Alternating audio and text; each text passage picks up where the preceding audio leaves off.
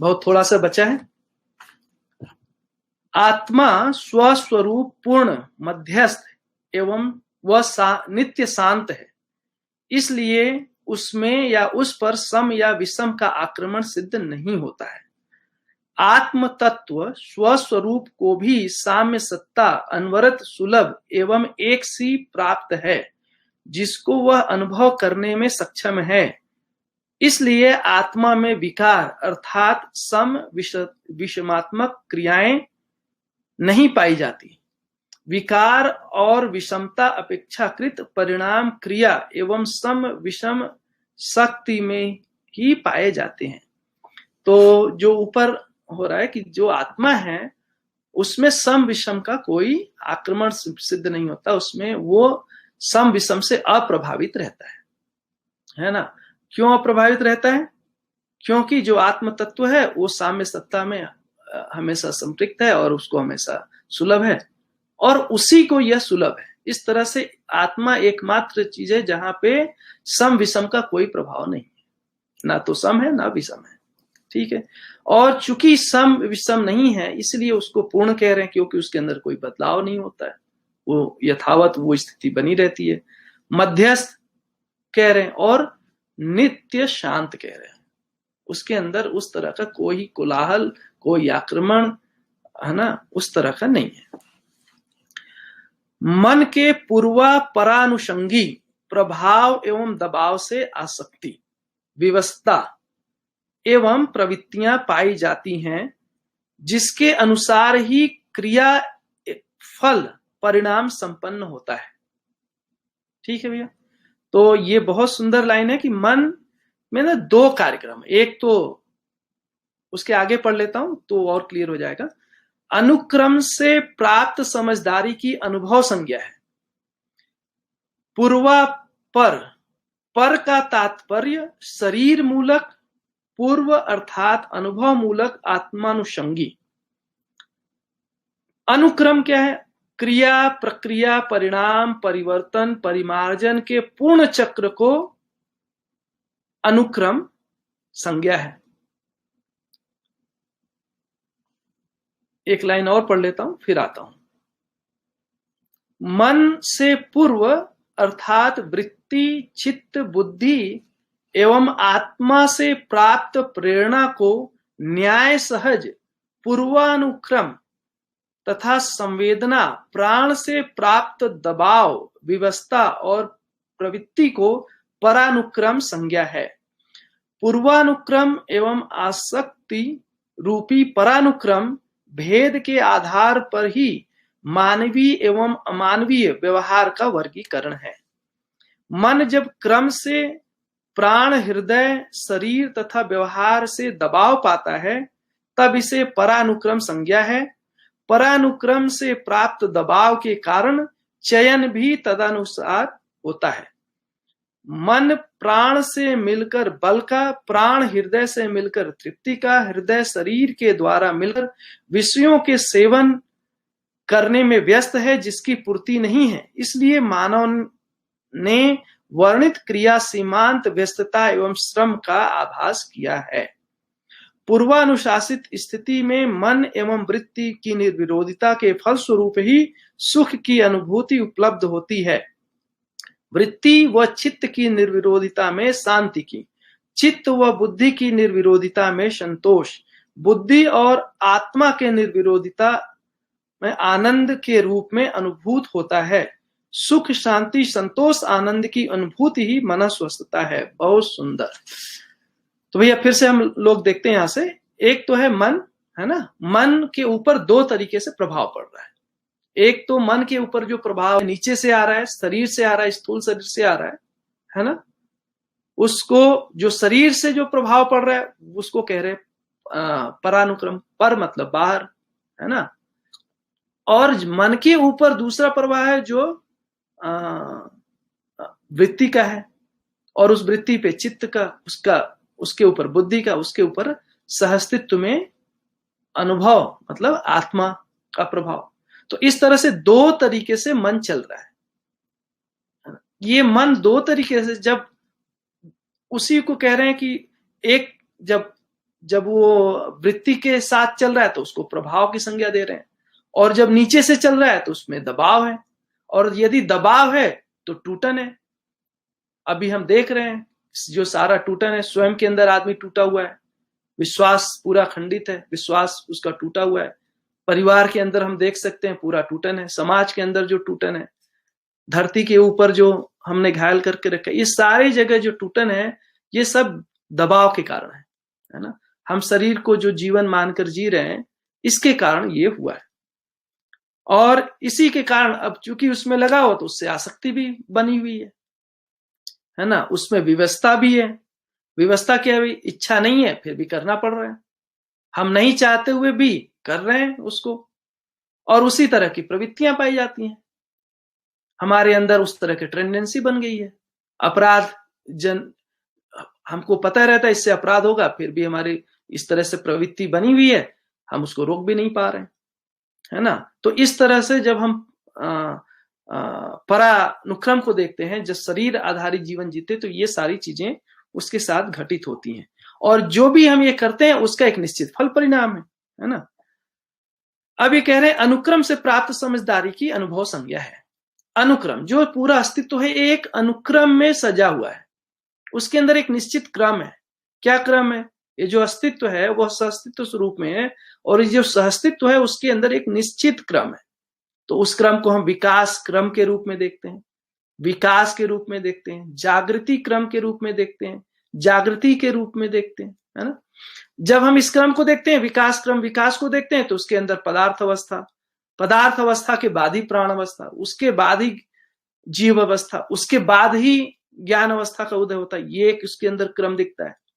अब जब हम जागृति क्रम को देखते हैं तो क्या दिखता है इसके अंदर, कि पहले भ्रमित स्थिति में है, हम भास आभास पूर्वक ही जी रहे हैं, है ना। भ्रम के बाद ही हमारे अंदर जागृति की बात है, उस भ्रम से मुक्ति की बात है। तो इस तरह से एक जीव चेतना में जीना, जीव चेतना से फिर मानव चेतना, मानव चेतना से देव चेतना, देव चेतना से दिव्य चेतना, ये भी उसके अंदर एक क्रम हमको दिखता है। तो इस तरह से इस पूरी बात को हम अनुभव करते हैं, कैसे एक से एक कड़ी, कैसे कड़ी चीजें जुड़ी हुई हैं। ऐसे ही अगर हम परमाणुओं को देखेंगे तो पहले 2 अंश का परमाणु हाइड्रोजन, फिर हीलियम, है ना, उसके अंदर भी एक सीक्वेंसिंग है, मतलब 2 अंश से लेकर उससे आगे, इस तरह से 120 तरह के जो परमाणु हैं, उसमें 60 भूखे 60 अजीर्ण, उसके अंदर भी एक सीक्वेंस, ये पूरा सीक्वेंस है इस अस्तित्व में। चूंकि सीक्वेंस है इसलिए उसका अध्ययन हो सकता है। अगर ये रैंडम होता, कुछ भी होता, कहीं से भी होता, उसका अध्ययन नहीं कर सकते हैं। तो अध्ययन इसीलिए आज हम करने योग्य हो गए हैं कि ये पूरे सहअस्तित्व में जो सीक्वेंसिंग है उसको हम देख सकते हैं, ये जो कड़ी से कड़ी जुड़ी हुई उसको हम समझ सकते हैं, इसलिए हमको समझ आ सकता है, ज्ञान हो सकता है, क्योंकि सीक्वेंसिंग है इसलिए उसके अंदर तर्क भी तृप्त होता है, उसका प्रयोजन भी है, उसका कारण, इन तीनों चीजों को हम देख सकते हैं बहुत अच्छे से। ठीक है, मन से पूर्व अर्थात वृत्ति चित्त बुद्धि से प्राप्त प्रेरणा को न्याय सहज पूर्वानुक्रम तथा संवेदना प्राण से दबाव व्यवस्था को प्रवृत्ति को परानुक्रम। तो अभी पहले क्लियर कर दिया कि जब यदि जो दबाव है नीचे से आ रहा है तो दबाव है, ऊपर से आ रहा है तो प्रभाव है, प्रेरणा है ना। मन जब क्रम से प्राण हृदय शरीर व्यवहार से दबाव पाता है, इसे परानुक्रम। परानुक्रम से प्राप्त दबाव के कारण चयन भी, तो जो हमारा चयन है, हम सारा चयन क्यों करते हैं, सुखी होने के लिए, तो सुख के अर्थ में ही सारा चयन मानव का होता है। ये जो सुख के अर्थ में हम चयन करते हैं, अगर उसको ध्यान देते हैं तो वो कहां से आ रहा है, अभी वो शरीर मूलक संवेदना मूलक है। इसीलिए जब हम आस्वादन करते हैं तो रुचि मूलक आस्वादन केवल करते हैं। ठीक है, तो इससे जो होता है, अब क्या होता है, इससे अपराध जन्म लेता है, अन्याय दिखता है। अभी हमने इसके पहले जो जब हम प्रत्याकर्षण को बता रहे थे तो उसको काफी एक्सप्लेन किया, आप फिर से उसको देख लेना, सुन लेना कि क्या है। तो इस तरह से हम अपराध अन्याय, है ना, इन सबको देखते हैं बाहर।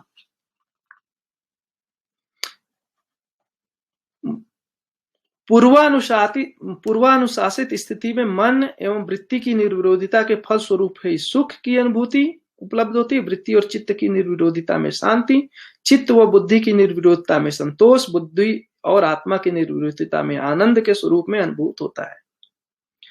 सुख, शांति, संतोष, आनंद की अनुभूति ही मन स्वस्थता है। तो यदि हम शरीर आधारित जीते हैं तो मन में जो चयन है वो संवेदना आधारित होता है, लेकिन वृत्ति में जो विचार है वो विचार की पूर्णता, विचार में दो भाग है, एक है प्रिय हित लाभ का, दूसरा है न्याय धर्म सत्य का। तो अभी पूरा विचार नहीं चल पा रहा है, प्रिय हित लाभ से ही सारे काम हो रहे हैं। इससे मानव में जो जीवन है उसमें तृप्ति नहीं मिलती है, क्योंकि वो सहअस्तित्व के अनुरूप नहीं है। जैसा अस्तित्व का बनावट है उसके अनुरूप वो चयन नहीं हुआ है। तो ये सहअस्तित्व के अनुरूप होने के लिए वृत्ति में न्याय धर्म सत्य के आधार पे तुलन होना और उसके आधार पे हमारा विचार का होना, और यह जब होता है तो ही मन और वृत्ति के जो बीच में जो अंतर विरोध है वो उससे मुक्ति मिलती है ना। और इससे हमको सुख होता है।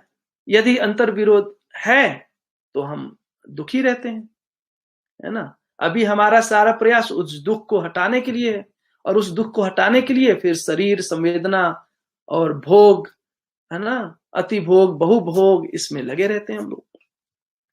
इसी तरीके से जो वृत्ति और चित्त के बीच में अंतर विरोध है उससे अशांति है। और यदि हम अन्याय से मुक्त होते हैं और व्यवस्था हमको ठीक से स्पष्ट होता है, व्यवस्था में जीने के लिए तत्पर होते हैं, है ना, व्यवस्था का चित्रण ठीक से बनता है, तो हम फिर बहुत अच्छी तरीके से जो वृत्ति और चित्त का जो अंतर विरोध उसको दूर कर सकते हैं। इस तरह से अशांति से हम मुक्त हो सकते हैं। अशांति से मुक्त होने पे क्या दिखता है, उसी को पॉजिटिव भाषा में कह सकते हैं कि हम शांति का अनुभव करते हैं। क्यों? क्योंकि वृत्ति जो है चित्त के अनुसार कार्य करने लगी। जैसे जो प्रयोजन है उसके अर्थ में सारे कार्य सज गए। और ऐसे ही आगे बुद्धि और चित्त के बीच में जो अंतर विरोध है उससे असंतोष, है ना, और उसके बीच में जो हार्मनी है, उसके बीच में जो निर्विरोधता है उससे संतोष, और उसके ऊपर आनंद और अनानंद, है ना।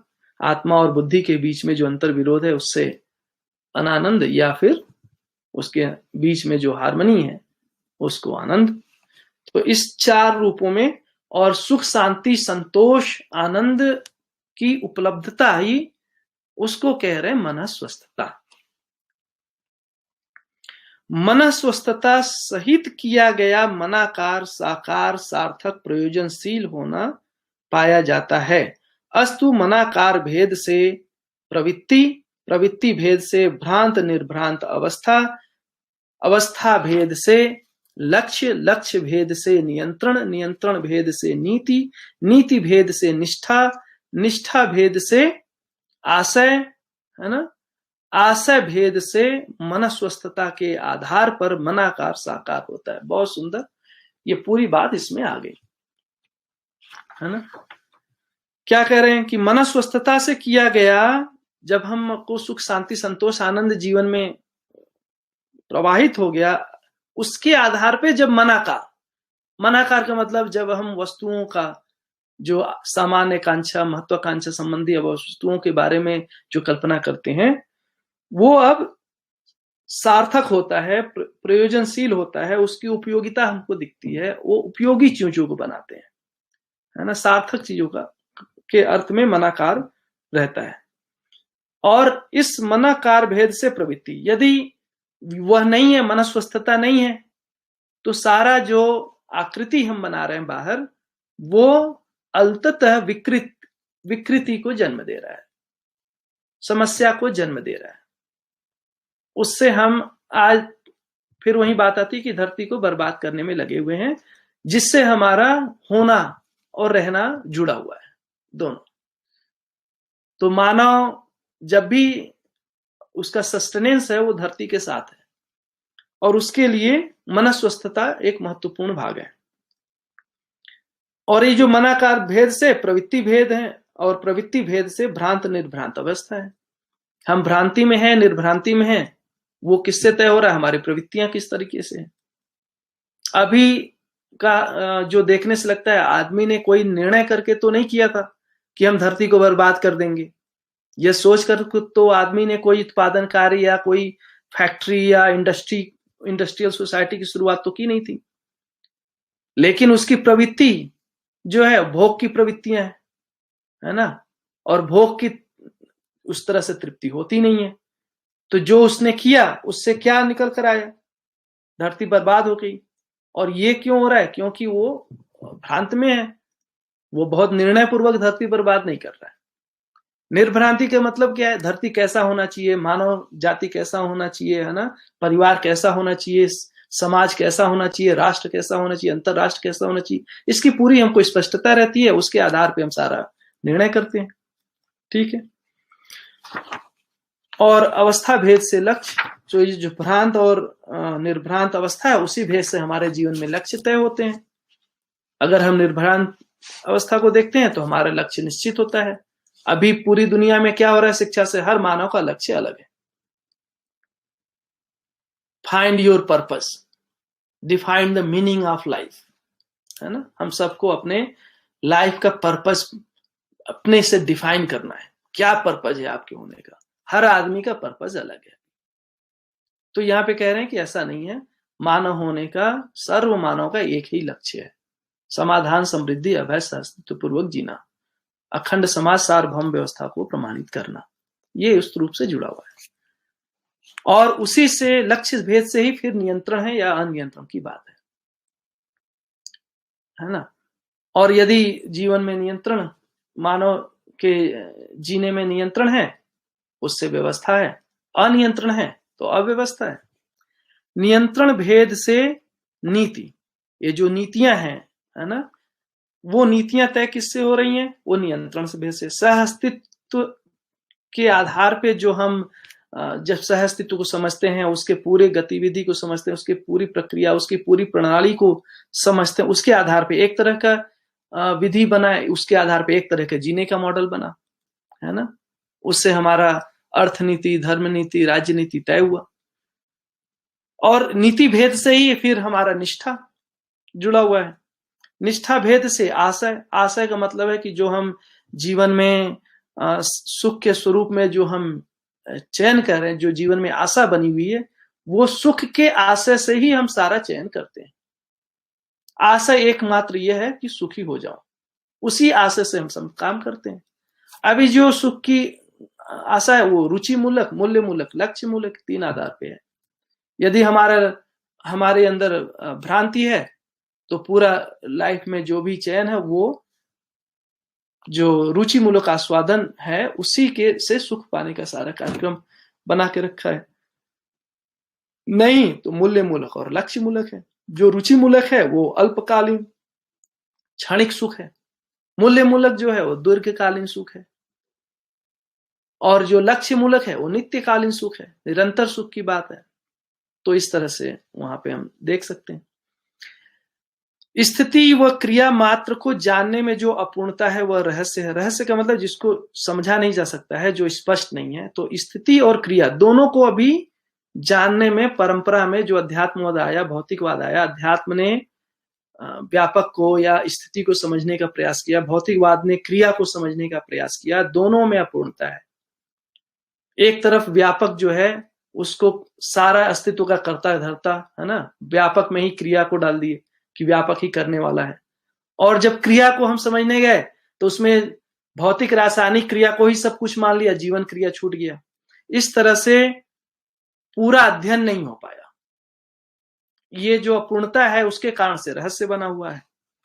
रहस्य का निवारण मात्र यथार्थ दर्शन से है। तो जो यथार्थ दर्शन है, जैसा है वह सच्चाई वैसा देख पाना, इसी से इस रहस्य का पर्दाफाश होता है, इस रहस्य से मुक्ति मिलती है। और मध्यस्थ दर्शन उस सारे रहस्य में जो चीजें पड़ी हुई थी उसको मध्यस्थ दर्शन पूरी तरह से हम स्पष्ट करता है।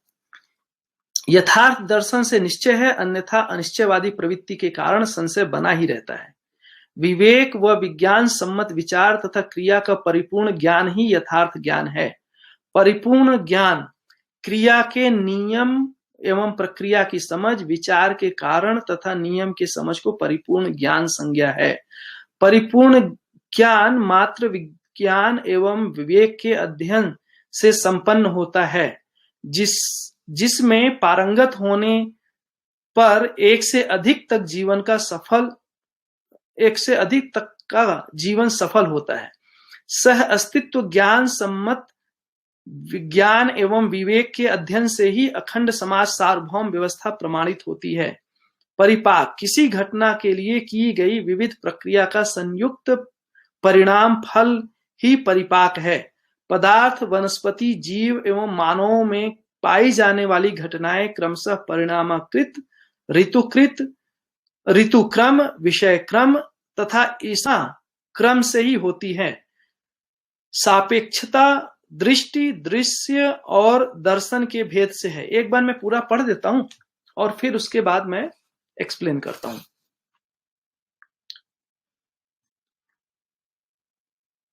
है ना। दृष्टा महत्त्व पुरुष केंद्रीय स्वस्वरूप अधिष्ठान सहज सर्वज्ञ आत्मा, यह सब एक ही की पर्यायवाची संज्ञाएं हैं। इन सब संज्ञाओं से संबोधित या निर्देशित एक ही तत्व है, वह चैतन्य परमाणु सहज मध्यांश है। प्रकृति में ही भौतिक रासायनिक वस्तु, वनस्पति तथा संवेदना व संज्ञानीयता की प्रेरणा, कल्पना, क्रिया, प्रतिक्रिया, प्रभाव, व्यंजना, क्रांति तथा समाधान जैसी परिपाकात्मक प्रवृत्तियां पाई जाती हैं। समस्त पदार्थ परिणाम घटना क्रम से, समस्त वनस्पति ऋतु घटना क्रम से, समस्त जीव विषय घटना क्रम से, समस्त मानव जीवन संस्कार घटना क्रम से व्यस्त है। प्रतिक्रांति से भ्रांति तथा कर्तव्य से शांति है। मध्यस्थ केंद्रीय होने के कारण ही ज्ञान का स्पर्श सर्वतोमुखी समाधान के रूप में प्राप्त करता है। आत्मा की मध्यस्थता मात्र व्यवहारिक व वैचारिक एक सूत्रता से प्रमाणित है। विहित प्रवृत्तियों से समाधान तथा अविहित प्रवृत्तियों से समस्या का प्रसव होता है। समाधान से तात्पर्य है विवेक विज्ञान सम्मत विचार व प्रवृत्तियां। विषमता सहित विचार समस्या है, यही क्षोभ है। क्षोभ का तात्पर्य दूसरों के प्रभाव से क्षुब्ध हो जाना ही है अथवा अपने व्यवहार से दूसरों को क्षुब्ध करना ही है। मोह का तात्पर्य है दूसरों के प्रभाव में स्वयं का खो जाना। रूप, बल एवं बुद्धि का विकास आहार विहार व व्यवहार की संयमता पर है। लोक सेवन से प्रेय और लोकेशानुभूति सहअस्तित्व में अनुभूति से श्रेय सिद्धियां उपलब्ध होती हैं।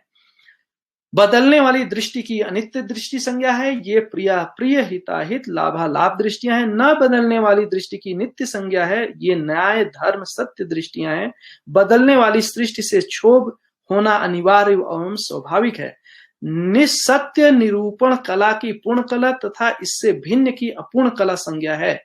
न्याय से पद, धन से न्याय से पद, उदारता से धन, दया पूर्वक बल, सचरित्रता के रूप तथा सचरित्रता से रूप तथा विज्ञान व विवेक से बुद्धि, निष्ठा से अध्ययन, कर्तव्य से सेवा, संतोष से तप, स्नेह से लोक, प्रेम से लोकेश, आज्ञा पालन से रोगी एवं बालक की सफलता एवं कल्याण सिद्ध है।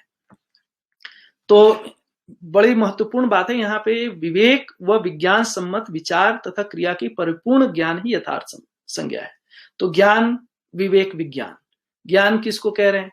ज्ञान है जो सच्चाई है। एक तरह से ज्ञान पक्ष है स्वीकृति की। ये इंद्रिय गोचर विधि से हमको पकड़ में नहीं आता है। अस्तित्व कैसा है, जीवन जो है, तो जो सहअस्तित्व है व्यापक है और व्यापक में संपृक्त इकाइयां हैं, ये इंद्रियों से हमारे पकड़ में नहीं आता है। ये ज्ञान का विषय है। ऐसे ही जो जीवन है वो हमारे इंद्रियों से पकड़ में नहीं आता है। और इस पूरे अस्तित्व में मानव का कोई एक सार्वभौम निश्चित आचरण है, ये इंद्रियों से पकड़ में नहीं आता है। ये ज्ञान का वस्तु है, ज्ञान गोचर है ना, इंद्रिय गोचर नहीं है। तो इसकी स्वीकृति होती है। यदि हमको अस्तित्व जैसा है सहअस्तित्व के रूप में स्वीकार होता है, जीवन स्वीकार होता है और मानवीयतापूर्ण आचरण स्वीकार होता है, इससे क्या हुआ? विवेक का उदय होना। विवेक का मतलब है कि जो मानव लक्ष्य है वो निश्चित होता है ना? वो क्यों निश्चित हुआ? क्योंकि जीवन का अमरत्व ये तय हो गया ज्ञान पूर्वक कि जीवन अमर है।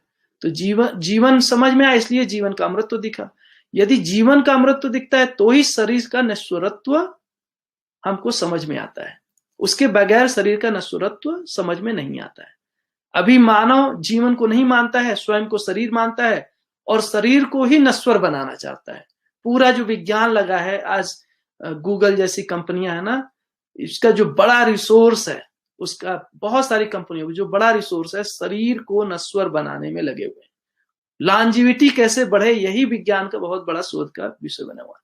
तो इस तरह से बहुत ही अननेचुरल हो जाता है। जब हम शरीर की नश्वरता को देखते हैं तभी हमको जन्म और मृत्यु, ये जो घटना है उसके बीच में जो कार्य व्यवहार होना है उसकी पूरी स्पष्टता समझ में आती है।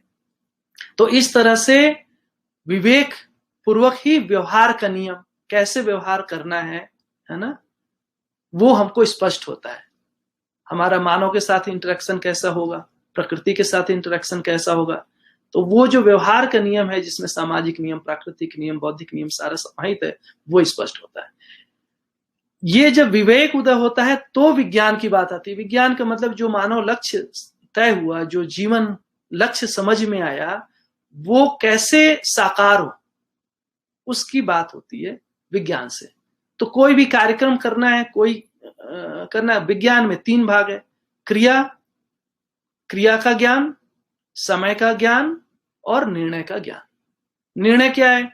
निर्णय है व्यवस्था, अखंड समाज। हम जब भी कोई भी काम करते हैं हमको हर समय निर्णय लेना पड़ता है। निर्णय के बगैर आदमी का एक भी पग आगे नहीं बढ़ सकता है। अभी भी हम निर्णय लेते हैं, तो हर स्थिति में हमको निर्णय लेना होता है। और निर्णय का जो है वो या तो अखंड समाज सार्वभौम व्यवस्था के अर्थ में आपका निर्णय है या फिर उससे विपरीत दिशा में है। अब जब हम अखंड समाज सार्वभौम व्यवस्था को स्टैब्लिश करने जाएंगे तो उसके अंदर हमको क्रियाओं को देखना पड़ता है। क्रिया मतलब व्यवहार और कार्य। ये जो व्यवहार कार्य है ये डिपेंड करता है 3 क्रियाओं के स्पष्ट होने से। क्या क्रिया? भौतिक क्रिया स्पष्ट हो, रासायनिक क्रिया स्पष्ट हो और जीवन क्रिया स्पष्ट हो। इन तीनों क्रियाओं के स्पष्ट होने के बाद ही हम सही निर्णय ले पाते हैं। हम व्यवहार कार्य को व्यवस्था के अर्थ में, अखंड समाज सार्वभौम व्यवस्था के अर्थ में सजा पाते हैं। और जो भी काम करना है वो उसका एक निश्चित अवधि है, उस अवधि में काम होता है। जैसे बच्चा जन्म लेता है, उसका एक शरीर का आयु है, उसको 5 साल में जो होना है 5 साल में होना है, 10 साल में जो होना है 10 साल में होना है, 15 साल में जो होना है 15 साल में होना है। तो जब वो बालक रहता है ना, बालक से कौमार्य अवस्था में आता है, उससे युवा अवस्था में आता है, तो एक अलग अलग टाइम फ्रेम में पूरा हम काम को देख सकते हैं।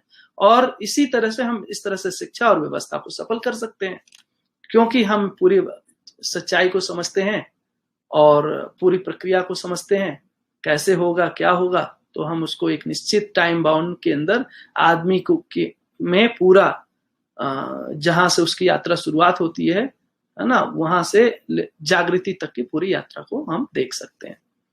और कह रहे हैं कि अब क्रिया के नियम और प्रक्रिया की समझ, ये जो विज्ञान और विवेक है ना, सहअस्तित्व में ज्ञान सम्मत विवेक, तो ज्ञान सम्मत विवेक विज्ञान जो अस्तित्व दर्शन ज्ञान है, जीवन ज्ञान है, उसके सम्मिलित स्वरूप के बाद हमको जो मानवीयतापूर्ण आचरण ज्ञान है, ये जो मानवीयतापूर्ण आचरण ज्ञान है वो व्यवहार के नियम से जुड़ता है। और ये जो व्यवहार का नियम है वो निर्णय, जो अखंड समाज सार्वभौम व्यवस्था में हर क्षण हमको निर्णय लेना पड़ता है, उससे जुड़ा हुआ है। तो ये जो निर्णय है विज्ञान में वो विवेक सम्मत होना चाहिए, वो व्यवहार से के नियम से जुड़ना है। और जो व्यवहार का नियम है वो उसका जुड़ाव जो है अखंड समाज सार्वभौम व्यवस्था से जुड़ना है। और ये दोनों जो है मानवीयतापूर्ण आचरण से जुड़कर रहना है, क्योंकि इन व्यवस्था का आधार अंततः मानवीयतापूर्ण आचरण है। तो इस रूप में है। पदार्थ वनस्पति जीव में पाई जाने वाली घटना परिणामाकृत। तो ये जो पदार्थ अवस्था है उसके अंदर जो व्यवस्था दिखाई दे रही है वो परिणाम से पदार्थ अवस्था में व्यवस्था दिखाई दे रही है। और जो वनस्पति जगत है, प्राण जगत है, उसमें जो व्यवस्था का आधार है वो है ऋतु का संतुलन। ऋतु असंतुलित होने पे उसमें अव्यवस्था दिखाई देगा।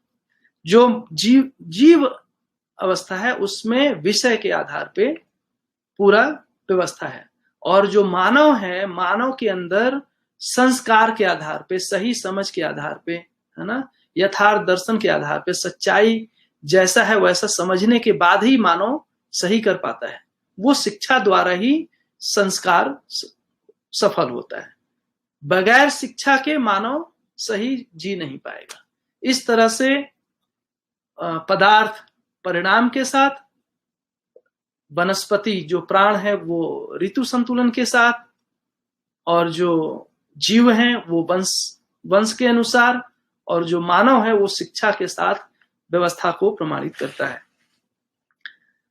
प्रतिक्रांति से भ्रांति तथा कर्तव्य से शांति है। प्रतिक्रांति का मतलब जो ह्रास की ओर गति है ना, तो उससे जो है अशांति होती है ना, उससे भ्रम फैलता है, उससे समस्या आती है। और जो कर्तव्य है ना, प्रत्येक स्तर पे साथ जो हमारे प्राप्त कर्तव्य हैं, है ना, हर संबंध में, हर संपर्क में जो कर्तव्य है उसको समझना, वो व्यक्ति के परिवार के लेवल पे हो, या समाज के लेवल पे हो, या राष्ट्र के लेवल पे हो, अंतरराष्ट्र के लेवल पे हो, इसके अंदर निहित कर्तव्य को समझना, और उस कर्तव्य के पालन से ही फिर हम शांति का अनुभव करते हैं। इसके पीछे एक और लाइन था जो हमने छोड़ दिया कि उसमें अलग अलग नाम थे, दृष्टा, महत्व, पुरुष, केंद्रीय, ऐसे बहुत सारे नाम है। उसमें समझाने के लिए तो कुछ है नहीं, वो बहुत क्लियर है। इसके बाद विहित प्रवृत्तियों से समाधान, उसके पहले है मध्यस्थ केंद्रीय होने के कारण ही ज्ञान का स्पर्श स्वरूपतोमुखी समाधान के रूप में प्राप्त करता है। आत्मा की मध्यस्थता मात्र व्यवहारिक व वैचारिक एक सूत्रता से प्रमाणित होती है। तो जो मध्य है ना, मध्य के पास ये अधिकार है, केवल मध्यांश के पास जो आत्मा है उसी के साथ पास अधिकार है कि वो सहस्तित्व को अनुभव कर सकती है। और जो मध्य में है वो सभी को देख सकती है ना, जो वृत्ति है ना, उन सब का वो दृष्टा हो जाता है। तो जो मध्य है, मध्य के पास अधिकार है। और इस तरह से जब सहस्तित्व रूपी अस्तित्व का हमको अनुभव होता है, उसके बाद ही हर जीने के हर आयाम में, हर स्थिति में, हर परिस्थिति में समाधान निकल कर आता है। विहित प्रवृत्तियों से समाधान तथा अविहित प्रवृत्तियों से समस्या का प्रसव होता है। समाधान से तात्पर्य है विवेक, विज्ञान सम्मत विचार व प्रवृत्तियां। विषमता सहित विचार समस्या यही क्षोभ है। क्षोभ का तात्पर्य दूसरे के प्रभाव से क्षुब्ध हो जाना है अथवा अपने व्यवहार से दूसरे को क्षुब्ध करना है। मोह का तात्पर्य दूसरे के प्रभाव में स्वयं को खो जाना है। तो यदि पहले हमने बताया कि विज्ञान और विवेक क्या है, यदि विवेक विज्ञान की स्पष्टता नहीं है, ज्ञान विवेक विज्ञान की स्पष्टता नहीं है, तो जो हमारा सारा प्रवृत्तियां हैं, जो विचार है, उस विचार में समस्या बनी रहती है ना, और इसी से हमको दुख हो रहा है। और हम दूसरे मानव के साथ हम देखते हैं तो मोह, संबंध को पहचानने के बजाय मोह में फंस जाते हैं। हम सभी मानव संबंधित हैं, है ना, और एक दूसरे का संबंध है, ये संबंध अखंडता के अर्थ में, उसको हम पहचान नहीं पाते हैं। रूप, बल एवं बुद्धि का विकास आहार, विहार एवं व्यवहार की संयंत्रता पे है। तो रूप है, बल है एवं बुद्धि, इन तीनों के लिए आहार, विहार और व्यवहार का संयम का होना जरूरी है। इसके बाद लोक सेवन से प्रेय और लोकेशानुभूति, सहस्तित्व अनुभूति से श्रेय की सिद्धियां हैं। प्रेय मतलब इंद्रिय मूलक, है ना, और जो श्रेय है वो जागृति मूलक, जागृति की अर्थ में, है ना, तो जागृति की वो सिद्धियां हैं।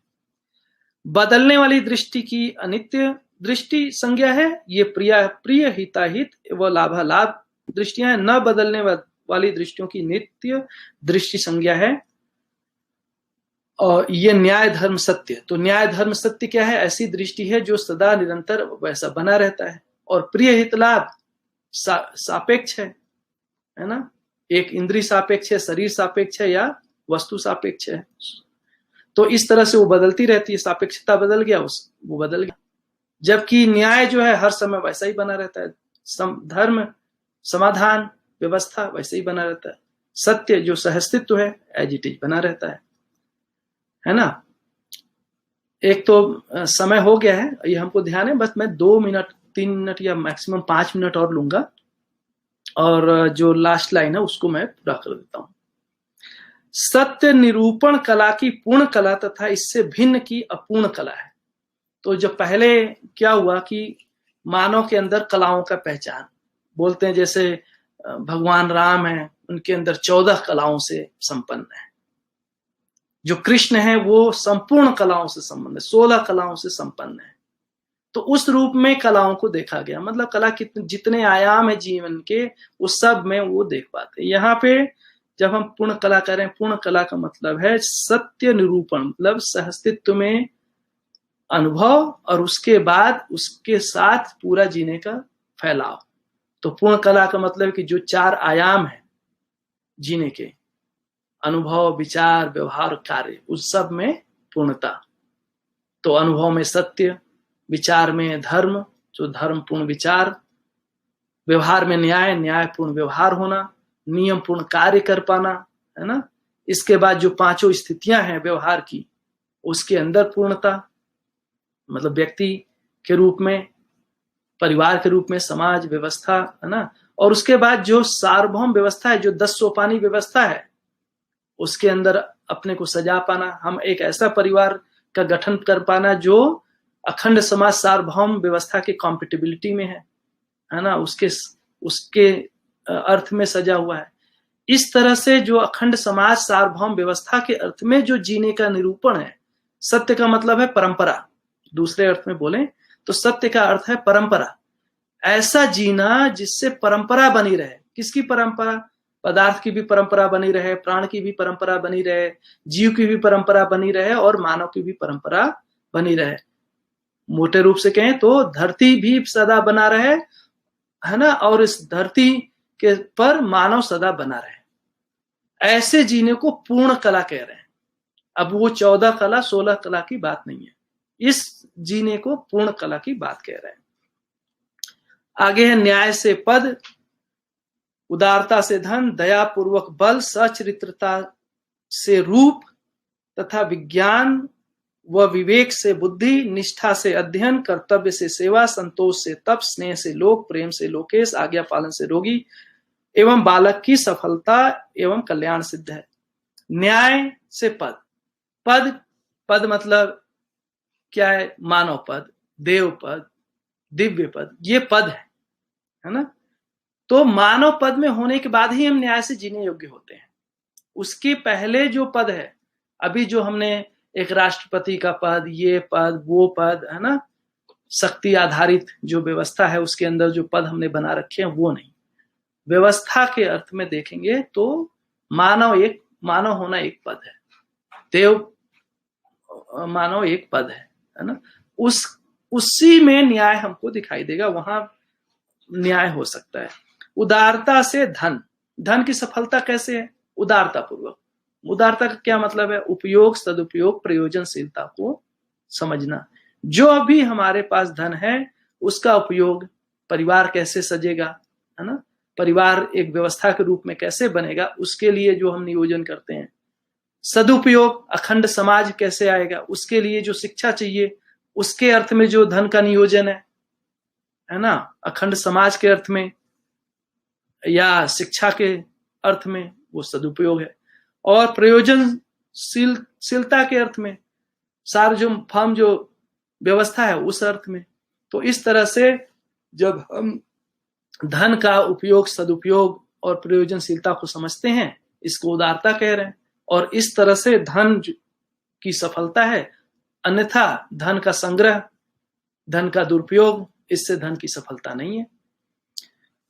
दया पूर्वक बल। अब बल को देखते हैं तो दो तरह का बल, एक तो है शरीर का बल, दूसरा है मनोबल।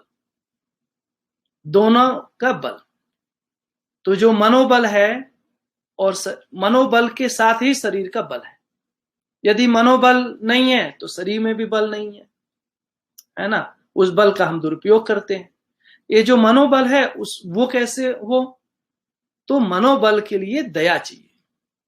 दया का मतलब क्या है, हर मानव के अंदर जो पात्रता है, एक बच्चा जन्म लेता है उसके अंदर एक पात्रता है। किस बात की पात्रता है, वो मानव चेतना से संपन्न हो सकता है, वो मानव के स्वरूप में जीने के योग्य हो सकता है, उसके अंदर मन स्वस्थता प्रमाणित हो सकती है, वो सुख शांति संतोष आनंद का अनुभव कर सकता है, वो समाधान समृद्धि सब अभय अस्तित्व के लक्ष्य से के साथ जी सकता है ना, वो न्यायपूर्ण व्यवहार कर सकता है, वो नियम पूर्ण कार्य कर सकता है।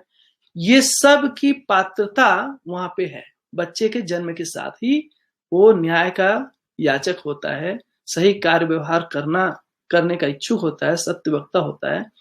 तो ये जो मानव चेतना है, मानव चेतना बच्चे में स्थापित हो जाए, इसके लिए जो कार्यक्रम है, ये योग्यता को जो देना है, पात्रता है उसके अंदर जो इस योग्यता को देना है, इससे हम दया को देख रहे हैं। ये दया पूर्वक जीने से ही हमारा मन का बल बढ़ता है, मनोबल पुष्ट होता है, और इससे जो शरीर का बल है उसका भी सदुपयोग हम कर पाते हैं। सचरित्रता से रूप। रूप क्या है, रूप का मतलब है शरीर। भैया मैं 2-3 मिनट और लूंगा और 3 मिनट में पूरा कर लेता हूं उसको। मुझे मालूम है कि मैं 7 मिनट आगे बढ़ चुका हूं। तो ये जो रूप है भैया, तो रूप क्या है, रूप का मतलब है शरीर। हम अभी शरीर से सुख पाना चाहते हैं। ये जो चरित्र है, जब हम मानवीयतापूर्ण आचरण देखते हैं तो उसके 3 भाग है, मूल्य, चरित्र और नीति। ये जो चरित्र है, चरित्र वाला भाग, वो शरीर से जुड़ा हुआ है, जिसके अंदर हम स्वधन, स्वपुरुष, स्वनारी, दयापूर्ण कार्य व्यवहार, ये 3 चीजों को देखते हैं। ये शरीर, स्थूल जो शरीर है उसके साथ जुड़कर है। तो जो स्थूल शरीर में जो से सुख है या उससे जो हमको सुख मिलता है, वो तभी सफल होता है जब वो चरित्र के साथ जुड़ता है। बगैर चरित्र के जो शरीर का सुख है वो उसको हम पा नहीं सकते हैं। तो जो रूप है, शरीर है, शरीर का सुख है जो है वो रूप चरित्र के साथ जुड़कर है, और इसी से हम देखते हैं कि हम अपराध से मुक्त रहते हैं और खुद में स्वयं को अच्छा लगता है।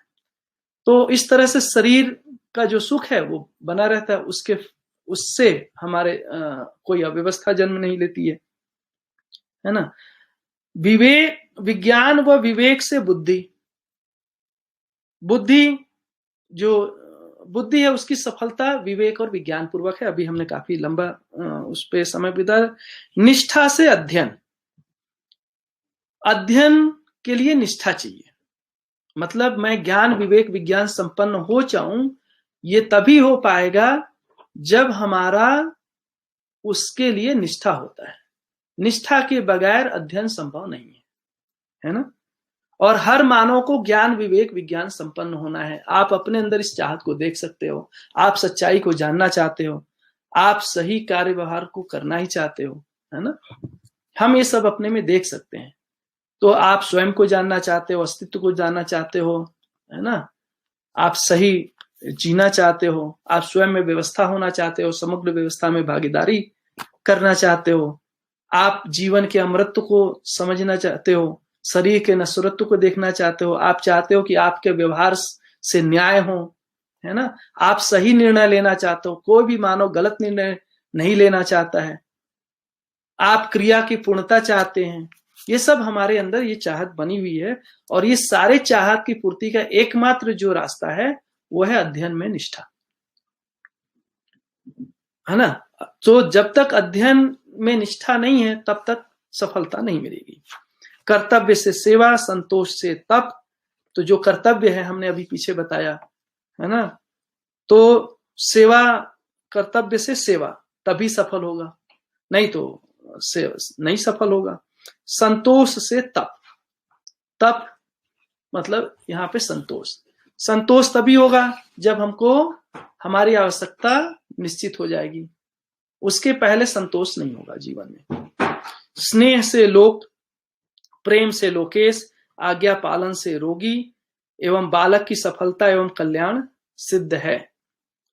तो ये मेरे ख्याल से बहुत ही पूरा हो गया। समय मैं बहुत ज्यादा ले लिया, 7:40 हो गया। तो अंत में लिखा है सर्व शुभ हो।